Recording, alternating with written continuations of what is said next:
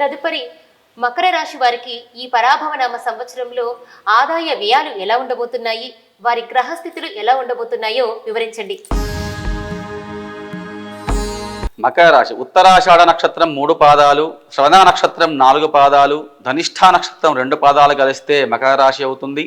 ఈ మకర రాశి వారికి సంవత్సరము 2 ఆదాయము, ఖర్చు 14, రాజ్యపూజ్యం 1, అవమానం 2గా ఉంది.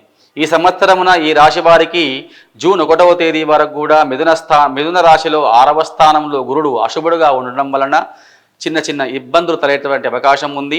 అదేవిధంగా జూన్ 2వ తేదీ నుంచి కూడా 7వ స్థానంలో మంచి స్థానానికి గురుడు వస్తూ ఉన్నాడు, మంచి స్థానంలోకి 7వ స్థానంలోకి. ఆ గురుడు రావడం వల్ల వీరికి కూడా వివాహ అవకాశాలు మెరుగుపడతాయి. అదేవిధంగా చేసే వృత్తి వ్యాపారాల యందు అనుకూలత సిద్ధిస్తూ ఉంటుంది, ఎదుగుదల ఉంటుంది. తర్వాత ఈ యొక్క రాశి వారికి మొన్నటి వరకు కూడా ఏళ్ళనాడు శని ఉండి ఆ శని ఈ సంవత్సరంతో వెళ్ళిపోతుంది. 3వ స్థానంలో శని ఉండడం వలన చాలా మంచిగా ఈ సంవత్సరం వీరికి అన్ని కలిసి వచ్చేటువంటి అవకాశం ఉంది.